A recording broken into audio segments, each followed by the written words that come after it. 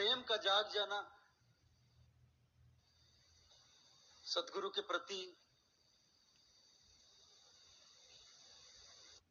सत्पुरुष के प्रति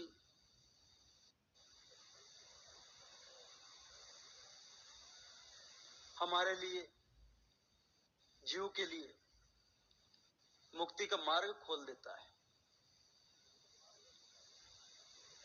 प्रेम जगावे विरह को,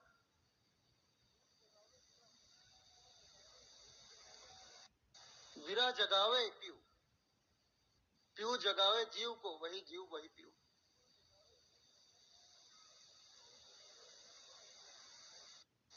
प्रेम जब जागता है हृदय में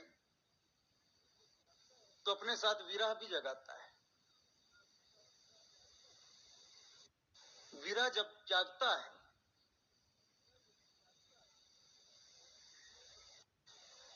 तो मिलन की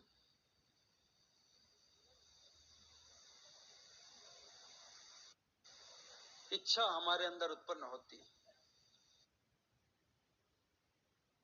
जिसके प्रति हमारा प्रेम जागता है उससे मिलने को हम तड़पने लगते हैं,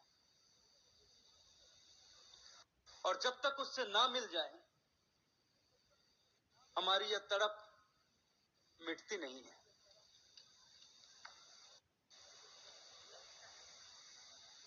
तो प्रेम ही जीव के लिए मुक्ति का मार्ग खोलता है। लेकिन प्रेम का जागना, और सच पूछे तो प्रेम तो जागा हुआ ही है। अनुराग तो हमारे अंदर है,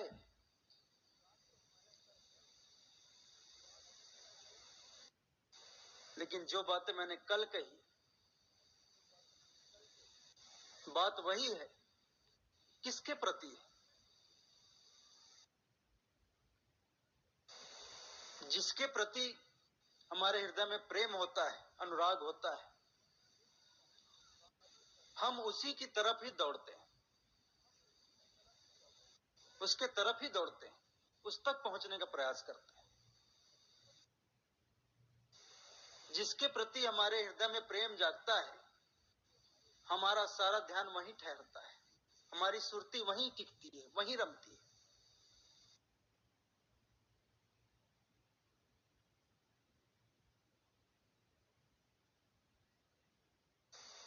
जाकी जहां सुरती रमी तिसका तहां विश्राम, भावय माया मोह में भावय आत्म राम। भा जाने की बात, प्रेम हो जाने की बात, जिससे प्रेम हो गया हमारा ध्यान वहीं लग जाता है, हमारी सुरती वहीं टिक जाती है, और जहां हमारा ध्यान लग गया हमारी सुरती टिक गई, फिर वहीं हम रम जाते हैं। अब भावय आत्म राम में भावय, भावय माया मोह में भावय आत्म राम, ये बड़ी लौकिक बात है। आपके हमारे सबके अनुभव की बात है।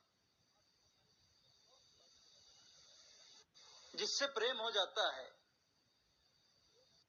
उसकी छवि हर क्षण हमारे ध्यान में रहती है। सोते जागते उठते बैठते खाते पीते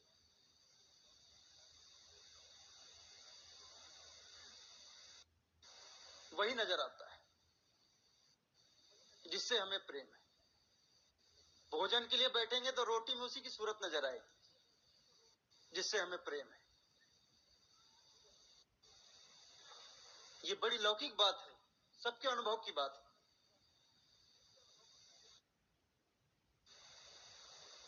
वृक्षों में, पेड़ों में, पौधों में, फूल पत्तों में, नदी पहाड़ में, कहीं भी जाए जो है सामने वो नजर नहीं आएगा। हर स्थान पर प्रेमी की छवि नजर आएगी जिससे हम प्रेम करते हैं।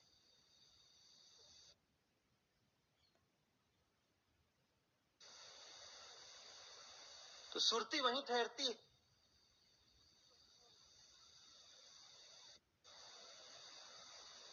जहां हमारा मन लगा या जिसके प्रति हमारे मन में प्रेम जागा।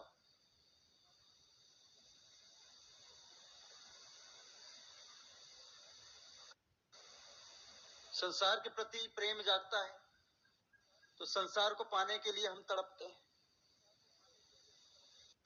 प्रेम जगावे विरह को, विरह जगाता है प्रेम। संसार के लिए प्रेम जागता है, संसार को पाने के लिए हम तड़पते हैं, विरह में तड़पते हैं। हमारी दूरी कैसे खत्म हो?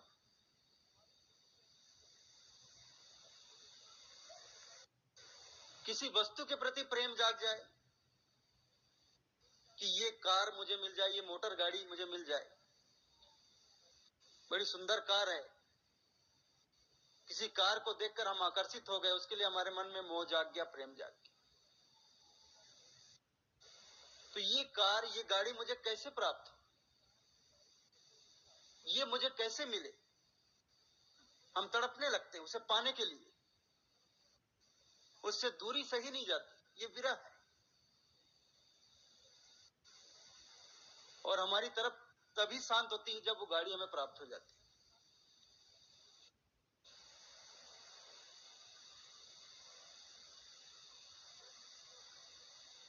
विरह की पीड़ा से बढ़कर दुनिया में और कोई पीड़ा नहीं।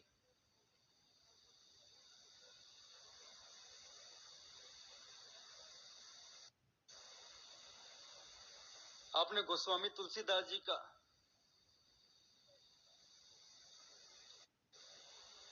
या उनके जीवन का एक प्रसंग सुना होगा। उनकी पत्नी थी रत्नावती। गोस्वामी तुलसीदास जी की पत्नी का नाम था रत्नावती। गोस्वामी तुलसीदास जी अपनी पत्नी से इतना प्रेम करते थे कि एक क्षण के लिए भी उन्हें नहीं छोड़ पाते थे। एक क्षण के लिए भी उनसे दूर नहीं रह पाते थे। एक बार उनकी पत्नी मायका चली गई, अपने पिता के घर चली गई।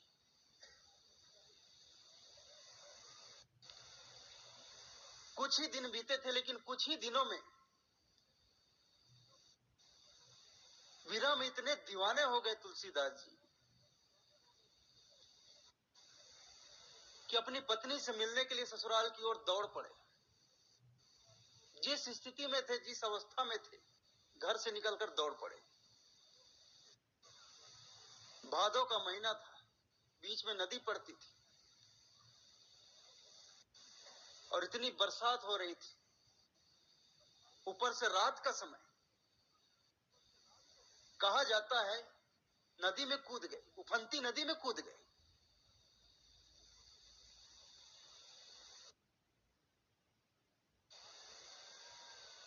हाथ पैर मारने लगे, सहारा कुछ भी ना मिला। ऐसा उल्लेख है कि एक मुर्दा बहता हुआ आ रहा था, उस मुर्दे को उन्होंने पकड़ लिया। मुर्दे पे बैठकर उन्होंने नदी पार कर ली।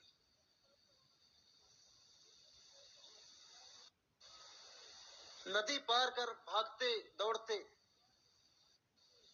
अपने ससुराल में पहुंचे। अब ऐसा भी कहा गया है, अटारी पर एक सर्प लटक रहा था। दरवाजा तो बंद था, बरसात हो रही थी, बिजली चमक रही थी, बादल गरज रहे थे। दरवाजा खटखटाए भी कौन सुने, कौन खोले? कहते अटारी पे एक सांप लटक रहा था, उस सांप को पकड़कर अटारी पे चढ़ गए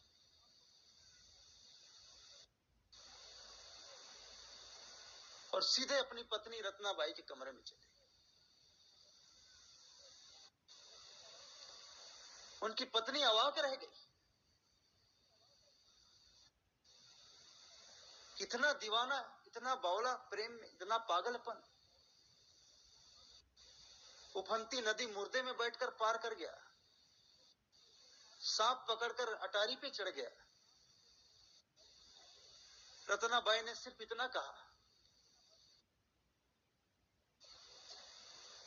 जितना प्रेम तुमने मुझसे किया, इतना प्रेम अगर तुमने राम से किया होता, तुम कब के राम से मिल गए होते। कहते उसी क्षण तुलसीदास जी उल्टे पैर वापस आ गए।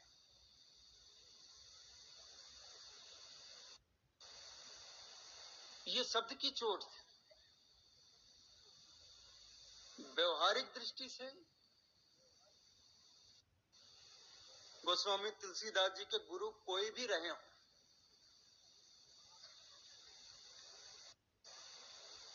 लेकिन राम से मिलाने वाला सदगुरु उनकी पत्नी ही थी, मेरे विचार से। ये मेरा अपना विचार है। शब्द की चोट रत्नाबाई ने तुलसीदास के हृदय में मारी।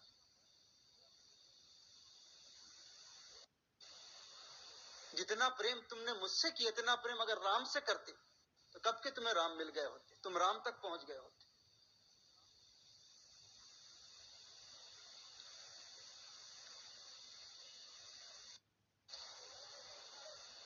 तो यही तो चाह,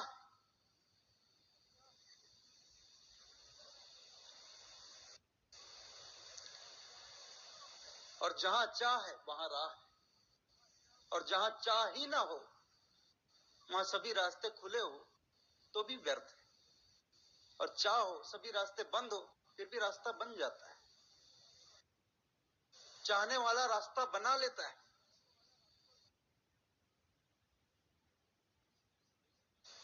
एक व्यक्ति एक संत के पीछे पड़ गया, मुझे प्रभु तक पहुंचने की राह बताओ, दया करो, कृपा करो। संत जी मुस्कुराकर टाल देते थे। काफी दिन हो गए। उस व्यक्ति की बेचैनी बढ़ती गई। प्रतिदिन सुबह शाम वह व्यक्ति संत जी के पास जाता, अर्ज लगाता, मुझे प्रभु तक पहुंचने की राह बताओ, उपाय बताओ, कोई रास्ता बताओ। संत जी हमेशा की तरह मुस्कुराकर टाल जाते।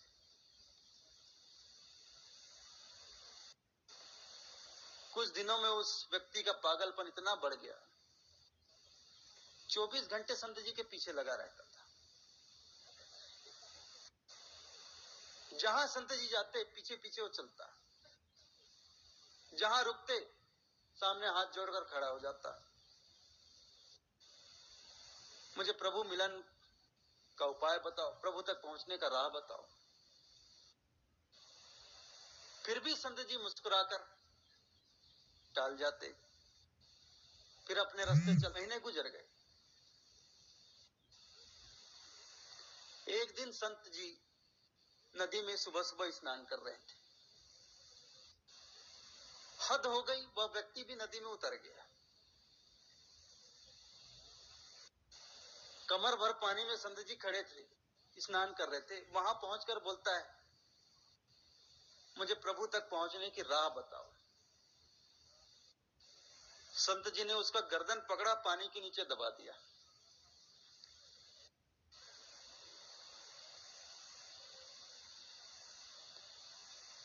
महात्मा जी ने उस व्यक्ति की गर्दन पकड़ी और पानी के नीचे दबा दी। जैसे व्यक्ति पानी के नीचे गया, उसकी सांस बंद हो गई, तड़पने लगा। मिनट, 1.5 मिनट, करीब 2 मिनट होने को आए। व्यक्ति की स्थिति ऐसी हो गई कि अब श्वास ना मिला तो प्राण पखेरु गए। उस व्यक्ति ने जोर से उचाटा मारा। संत जी दूर जाकर गिरे। व्यक्ति पानी से बाहर निकला, सांस लिया, हांफता हुआ सांस लिया, अपने श्वासा को ठीक किया। संत जी चुपचाप उठे, अपना कमंडल पकड़े, कपड़ा लत्ता उठाए, चलने लग गए। हांफता हुआ वह व्यक्ति फिर पीछे लग गया। कहने लगा, बाबा आज तो मार ही डाले थे, अब तो दया करके बता दो,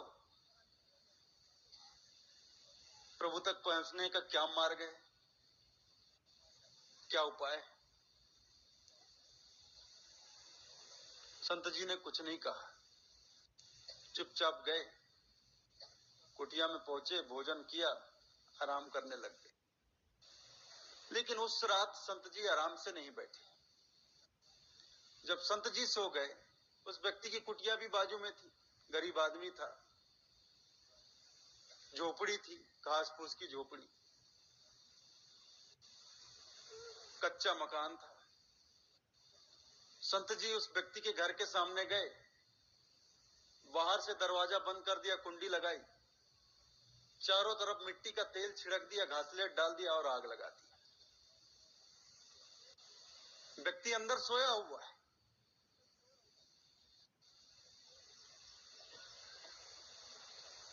जब घर जलने लगा, गर्मी पहुंची तो उसकी नींद खुल गई। नींद से जागा तो देखा रे घर में तो आग लग गई। दरवाजे की तरफ दौड़ा, दरवाजा खींचा, दरवाजा बाहर से बंद, और कोई दूसरा रास्ता नहीं, खिड़की भी नहीं। अब क्या किया जाए? वह सोचा बैठा रहा तो जल के मर जाऊंगा, कैसे करूं? दरवाजा भी बाहर से बंद, पूरा घर जलने लग गया था। अब 1 मिनट भी रुका तो गया, जलकर जिंदा ही जल जाऊंगा। एक किनारे गया, दौड़ते हुए दीवार पे धक्का मारा, दीवार फोड़कर बाहर निकल गया। पूरे मोहल्ले के लोग इकट्ठे हो गए थे, बस्ती में आग लगी थी। सारे लोग पानी डाल रहे थे, आग बुझाने का प्रयास कर रहे थे। महात्मा जी भी एक तरफ खड़े थे, मुस्कुरा रहे थे। व्यक्ति को शंका हो गई, ये आग लगी, ये लगाई गई, क्योंकि बीड़ी सिगरेट तो मैं पीता नहीं। आज सुबह भी इसने मुझे मारने का प्रयास किया था, नदी में डुबा दिया था। हो ना हो ये करतूत इस संत महात्मा की ही हो। जाकर कहने लगा, बाबा जी मुझे आप पर पूरा शक है, ये आग लगी नहीं, लगाई गई है। तो बाबा जी ने कहा, संत जी ने तेरा शक बिल्कुल ठीक है, ये आग लगी नहीं, लगाई गई, और मैंने लगाई। तो आपने क्यों लगाई? तू मुझसे पूछ रहा था, और कब से पूछ रहा है, महीनों बीत गए। सोते जागते उठते बैठे थे, नहाते धोते खाते पीते, तूने मेरा जीना हराम कर रखा है। एक ही बात, प्रभु तक पहुंचने का क्या मार्ग है?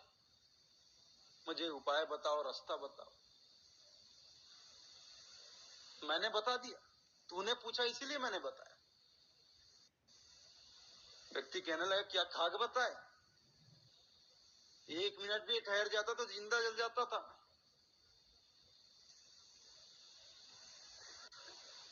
महात्मा जी ने कहा, इस समझदार के लिए इशारा काफी है। इशारा तो मैंने तुझे सुबह भी दिया था, जब नदी में पानी के अंदर डाला था। महात्मा जी ने कहा, बेटा तेरे अंदर जीने की चाह थी, तुझे अपने जीवन से प्रेम था, इसलिए पानी के अंदर जब मैंने तुझे दबाया, और कस के दबाया, इतना दबाया कि तेरे ऊपर मैं बैठा हुआ था, लेकिन तू मरना नहीं चाहता था, तुझे जीवन से प्रेम था, तू जीना चाहता था, तेरे अंदर जीने की चाह थी, और चाह थी तो तूने जीने की राह भी बना ली। तूने मुझे ऐसा फेंका, अभी तक मेरा कमर दुख रहा है, तब भी तू नहीं समझा। अभी मैंने तेरे झोपड़े में आग लगाई, बाहर निकलने का कोई रास्ता नहीं था। तुझे जीवन से प्रेम है, जीने की चाह है, इसलिए तूने राह भी बना लिया।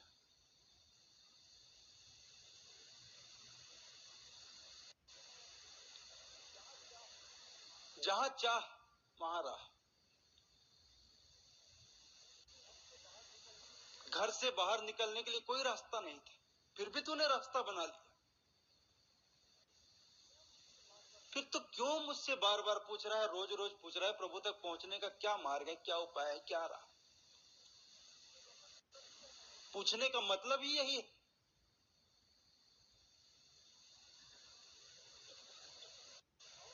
कि सिर्फ तू दिखावा कर रहा है, तू नाटक कर रहा है कि मैं ईश्वर को पाना चाहता हूं, ईश्वर तक पहुंचना चाहता हूं, प्रभु तक पहुंचना चाहता हूं। जिसके अंदर चाह होती है वो किसी से पूछता नहीं।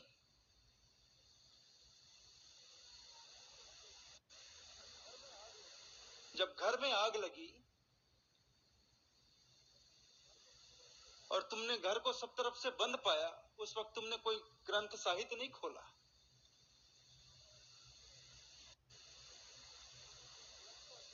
तुमने किसी ग्रंथ का अध्ययन नहीं किया कि जलते हुए घर से बाहर निकलने का इसमें क्या मार्ग बताया, क्या उपाय बताया गया है।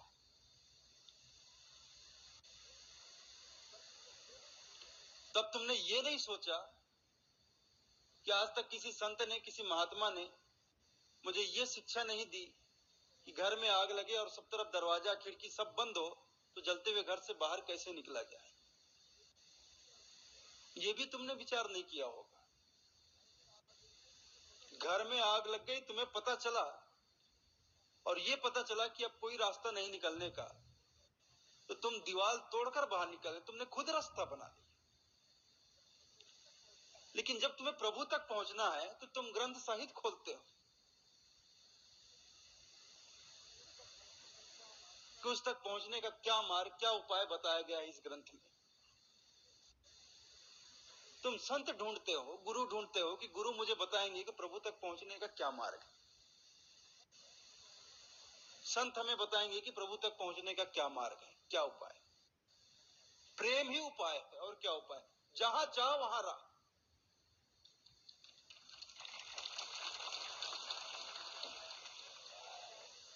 जीने की चाह थी, जीवन से प्रेम था, तो जीने के लिए उसने 2 बार रास्ता बना लिया। अगर सच में प्रभु से प्रेम हो जाए फिर हम पूछते नहीं फिरेंगे कि उस तक पहुंचने का क्या मार्ग है, क्या उपाय है। फिर उस तक पहुंचने का हम प्रयास करेंगे और पहुंच कर रहेंगे। राह हम खुद बनाएंगे, पूछेंगे नहीं। और जो पूछते फिरते हैं वो लोग ढोंगी, पाखंडी, वो नाटक कर रहे हैं। क्योंकि प्रेम की कीमत ही राजा प्रजा जही रुच शीश दे ले जाए। लेकिन जिसे शीश अर्थात अहंकार, अहम का जो भाव है, मैं, जब तक मैं नहीं मिटूंगा, मैं अपने को समर्पित नहीं करूंगा, तब तक मैं सच्चा प्रेमी हो ही नहीं सकता। प्रेम मुझे प्राप्त हो ही नहीं सकता। तो जो नाटकबाज लोग हैं वो रास्ता पूछते हैं, मार्ग पूछते हैं, क्योंकि वो प्रेम का मोल चुका नहीं सकते।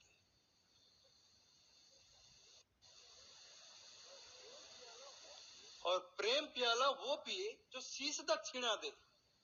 लोभी शीश न दे सके, नाम प्रेम का ले। वो केवल नाम लेता है प्रेम का, वो नाटक करता है। लेकिन अपने शीश को, अपने अहंकार को, मैं के भाव को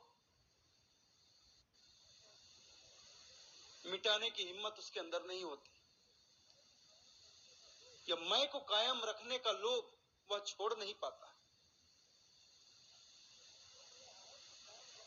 अपने अहम को कायम रखने का मोह वह छोड़ नहीं पाता। और नाम प्रेम का लेता रहता है। और जब तक मैं ना मिटे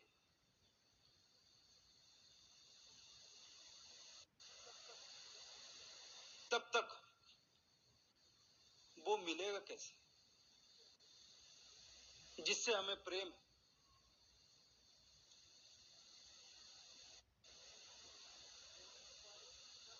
प्रेमी को पाने की शर्त ही यही, कीमत ही यही कि मैं को मिटा दो।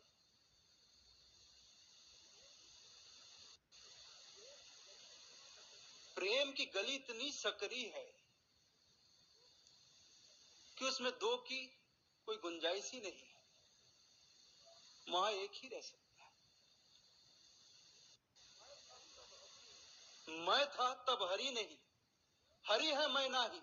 प्रेम गली अति साकरी, तामे दोनों समाये।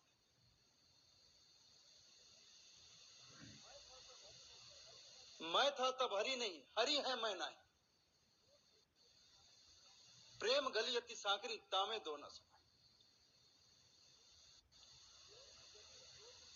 प्रेम की गली में दो के चलने की जगह ही नहीं।